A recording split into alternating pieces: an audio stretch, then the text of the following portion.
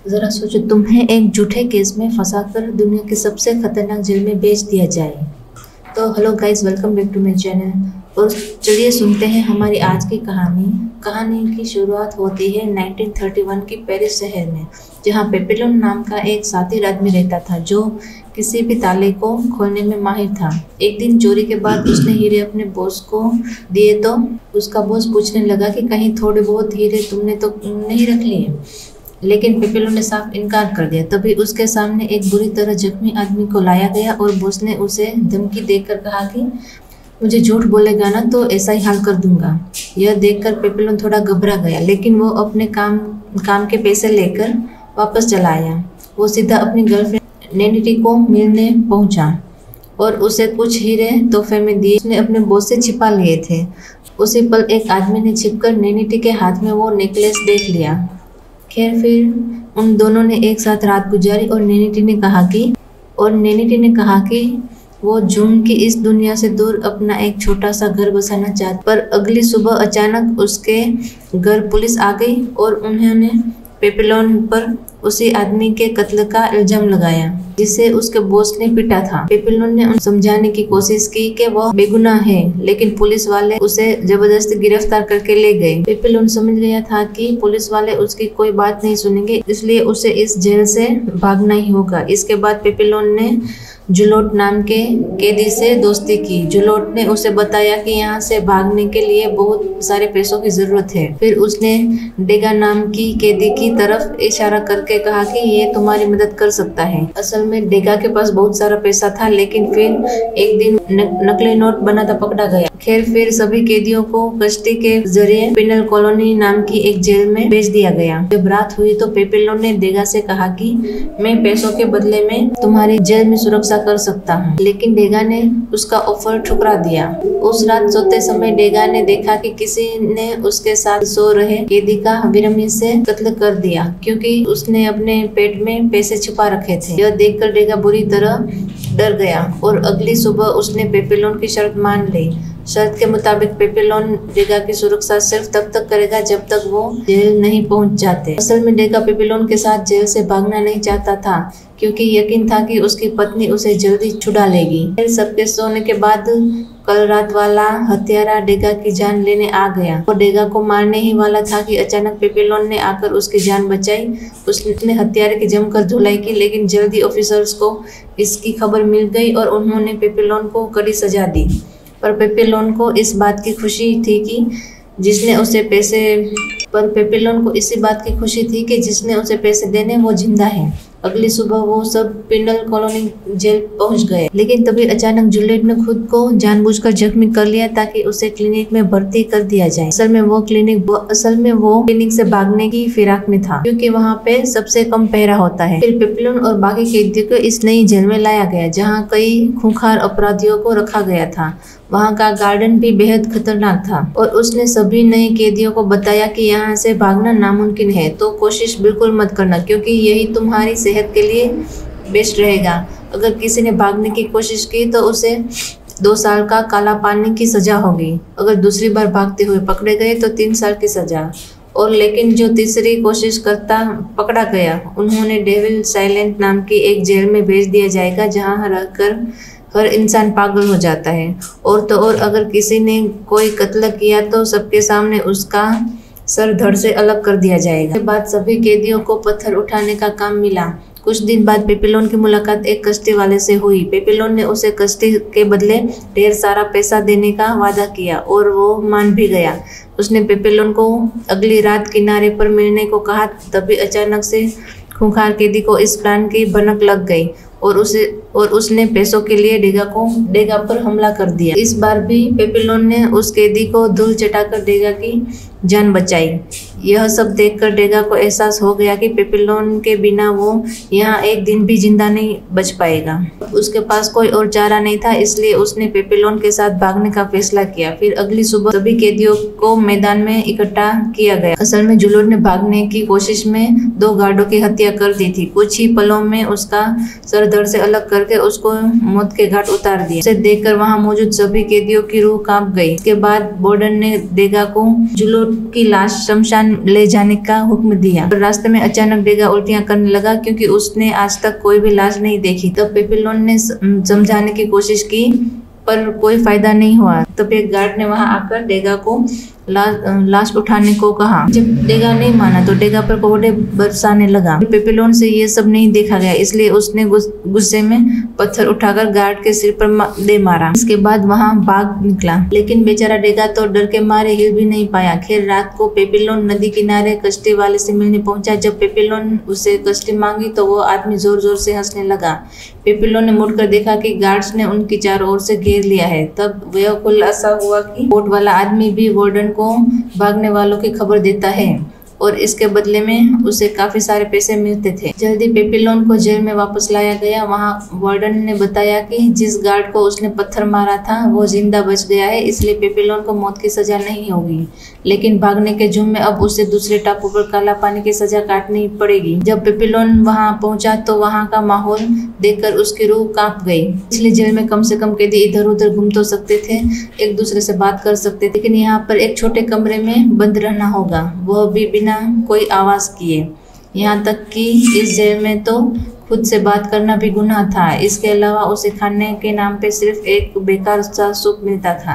लेकिन एक दिन अचानक खाने में उसे एक नारियल मिला, जिसके अंदर एक कागज का टुकड़ा था जिस पर लिखा था कि अब उसे रोज एक नारियल भी मिलेगा। पेपिलोन समझ गया कि यह जरूर डेगा की तरफ से है। इस तरह कुछ हफ्ते बीत गए, लेकिन जल्दी वार्डन को इस बात की भनक लग गई और उसने गुस्से में उस गार्ड को मार डाला जो पेपिलोन को खाना देने जाता था।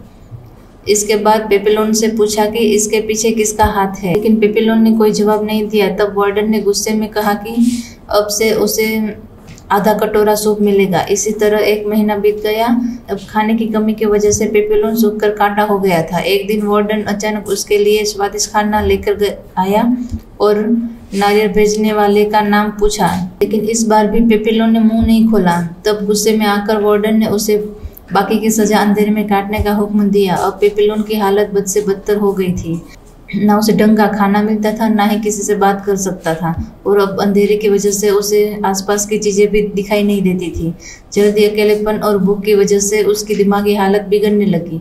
अब वो इतना कमजोर हो गया था कि हिल भी नहीं पा रहा था। उसे हॉस्पिटल ले जाना पड़ा। इत्तेफाक से डेगा भी उसी जेल में काम करने लगा था। पिछले एक साल में उसने वार्डन का भरोसा पूरी तरह जीत लिया था। एक दिन डेगा पेपिलोन से मिलने आया और तब उससे पता चला कि पेपिलोन तो बस पागल होने का नाटक कर रहा था। वह जानता था कि इस तरह वो आम जेल में वापस लौट सकता है। बाद वो दोबारा जेल से भागने का प्लान बनाने लगे, पर इस बार उन्होंने 2 और कैदियों की मदद लेने का फैसला किया। पेपिलोन ने एक स्लियर नाम के कैदी को चुना जो काफी हद तक हट्टा-कट्टा था, और डेगा ने चुना मैचुरेट को, जिसे अक्सर सभी परेशान करते थे। अब डेगा ने अपने सारे पैसे स्लियर को दिए, जिससे उसे कश्ती खरीदी। फिर अगली रात जब कोई फिल्म दिखाई जा रही थी, तभी उन चारों ने भागने का फैसला किया। हालांकि डेगा को काफी डर लग रहा था, लेकिन पेपिलोन ने उसे समझाया कि यह उनका आखिरी मौका है। इसके बाद डेगा प्लान के मुताबिक फिल्म देख रहे ऑफिसर्स को शराब देने पहुंचा।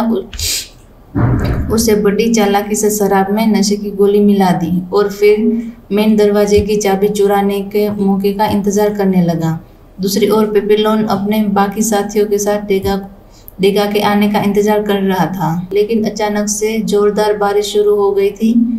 तभी लाइट चली गई और सेलियर ने कहा कि उन्हें अभी भाग जाना चाहिए, लेकिन पेपिलोन अपने दोस्त डेगा के बिना जाने को तैयार नहीं था।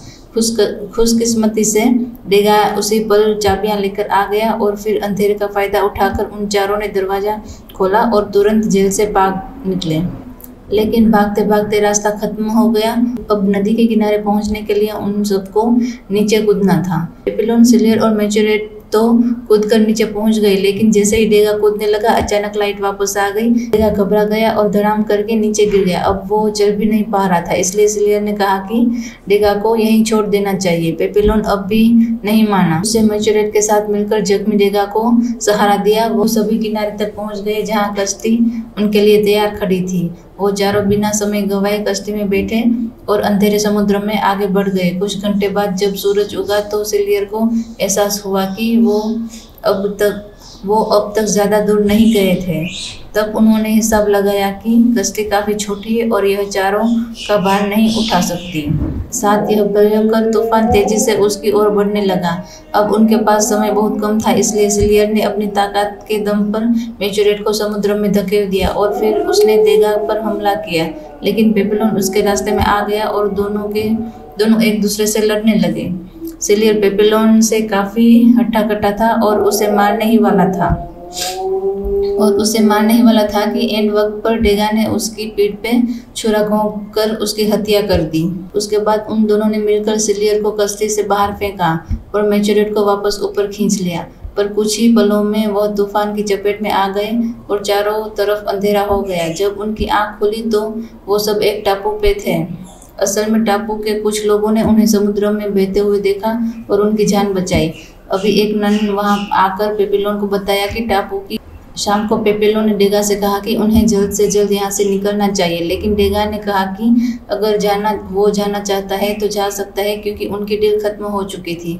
असल में वो भाग कर थक चुका था। अब वो आराम से अपनी जिंदगी किसी एक जगह पे गुजारना चाहता था। फिर पेपिलोन मैचुरेट के पास गया, लेकिन वो भी टापू की लड़कियों पर लट्टू हो गया था। आखिरकार पेपिलोन ने अकेले ही वहां से निकलने का फैसला किया, पर तभी अचानक उसकी नज़र कुछ ऑफिसर्स पर पड़ी और वो समझ गया था कि उसी चालाक नन उनकी खबर पुलिस को दे दी है।